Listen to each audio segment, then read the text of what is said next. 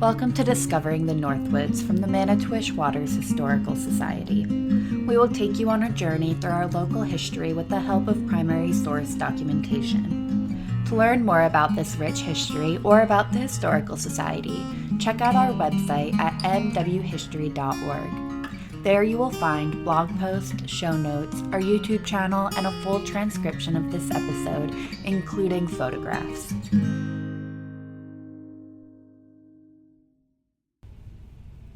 As with many historical works from this era, there are phrases, terms, and descriptions that are inappropriate to our modern sensibilities.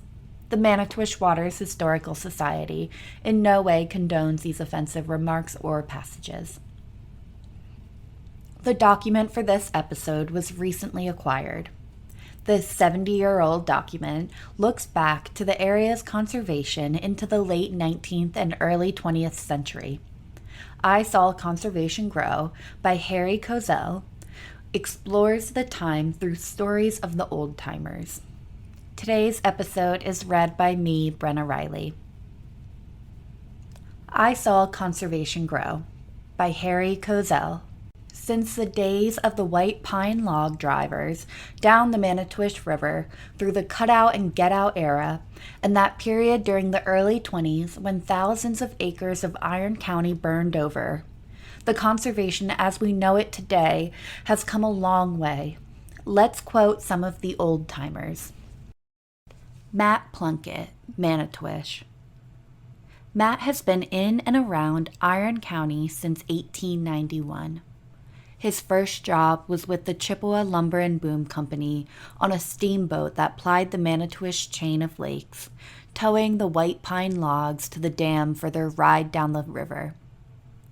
Matt says, "There is just one thing wrong with conservation.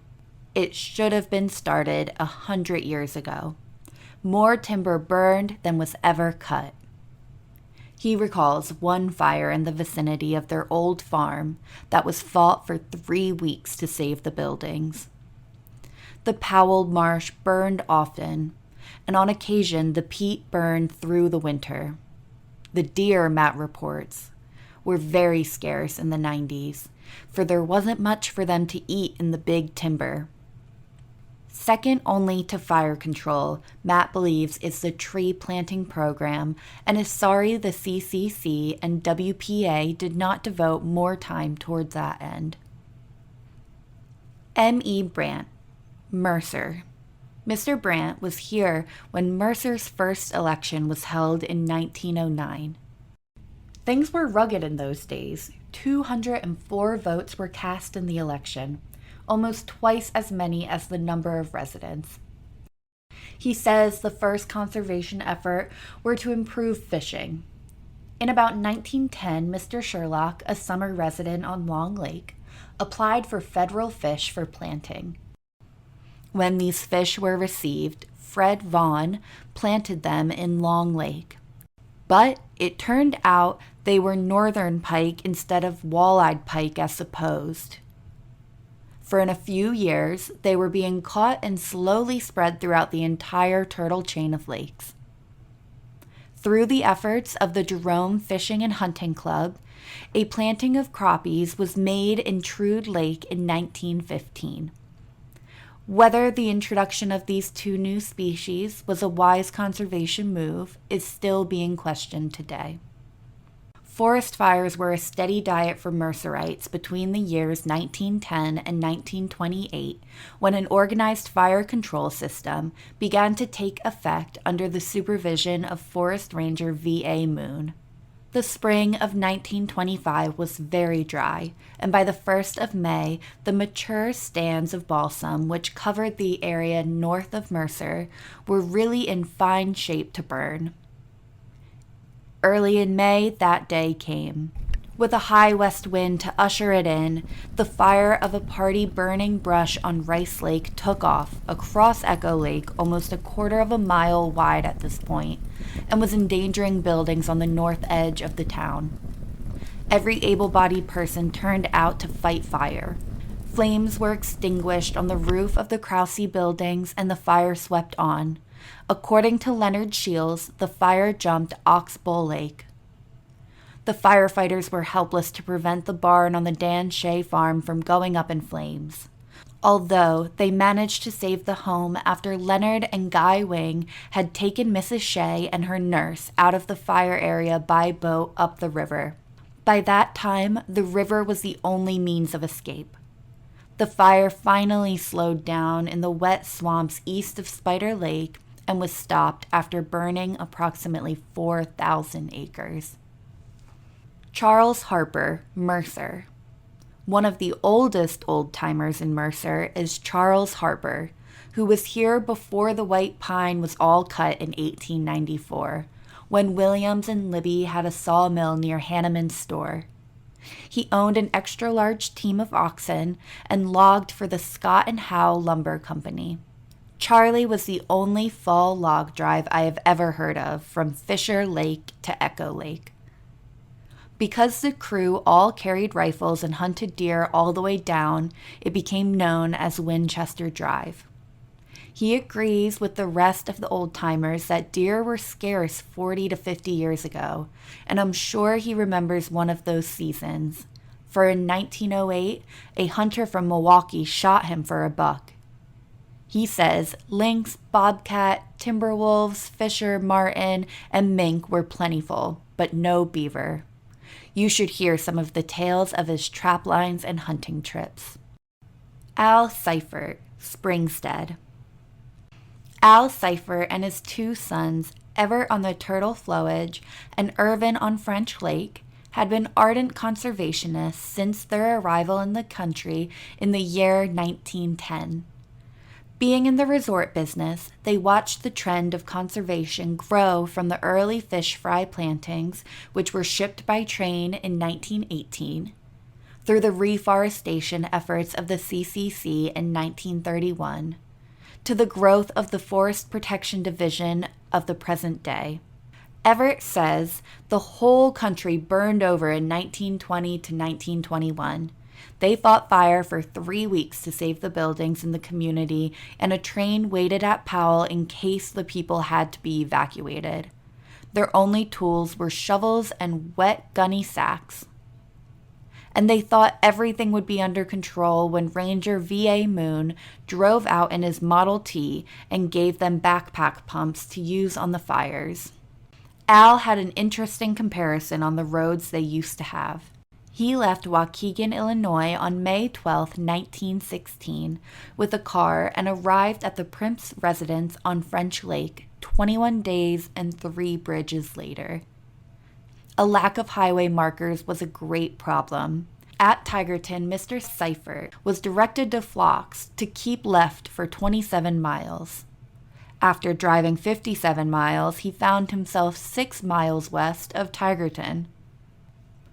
The market hunters were the main concern of Frank Russell of Park Falls, the first game warden the Seiferts met. Leo Schinnebeck.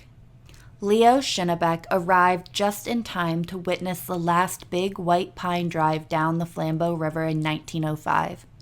He logged the white pines off his homestead, floated them down river to Park Falls, and sold it for $12 per thousand.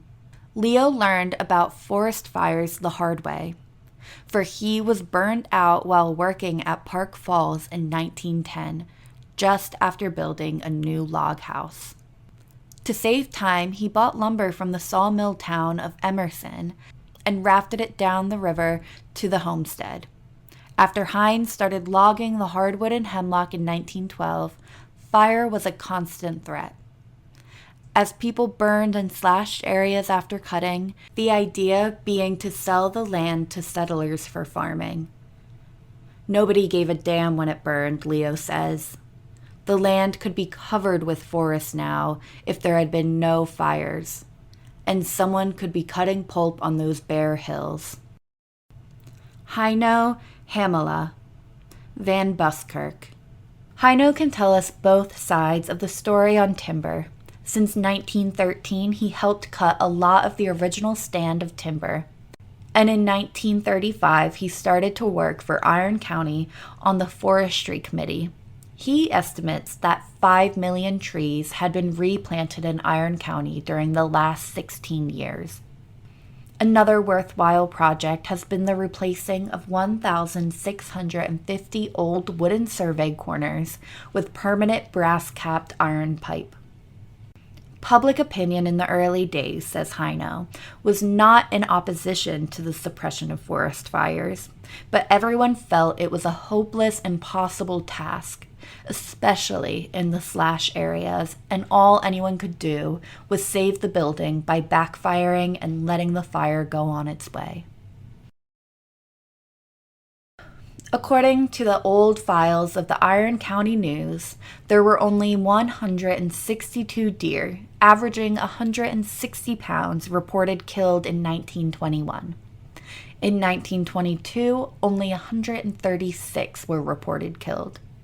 The reporter of that date felt this figure did not include the total kill and thought the number of killed could probably reach as high as 200. This certainly agrees with the old-timer's statement that although deer were scarce, they were much larger in the old days. One of the articles went on to state that with a restricted season every 2 years, they would probably be able to hunt deer in Iron County for quite a few years to come. I couldn't help wondering if the writer was still with us during the 1949 and 1950 hunting seasons. The large, serious forest fires of the early 20s were beginning to worry people, and considerable interest was being shown in the newspapers of that time.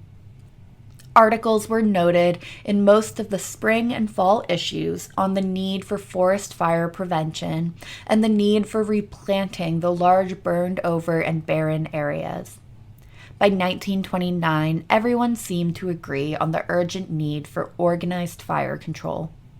2 casualties of the logging and fire days were the towns of Emerson in the Springstead area and the town of Buswell on the south side of Papoose Lake in Vilas County.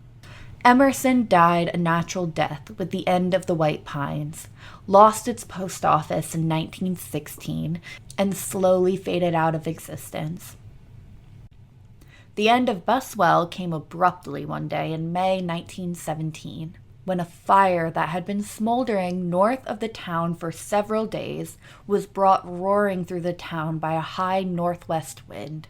The only buildings left were Tony McInneoch's home and cabin on the hill overlooking the town. These were saved by the persons staying on the roofs and sprinkling them with water. Quite a town in its time, Buswell had 300 to 400 residents in its heyday. The old records show that Wisconsin was making an effort to protect its publicly owned land way back in 1911. Fire towers had been built at Rest Lake, Boulder Lake, and Lake Tomahawk, and the Indians had fire towers in Lac du Flambeau at this early date. Henry Freund, Pete Christensen, and P.A. McDonald were some of those early rangers.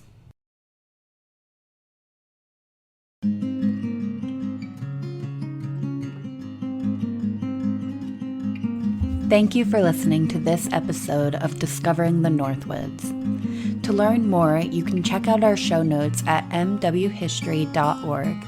There you will find a full transcript of the episode, photographs, and a map. Thank you so much for listening.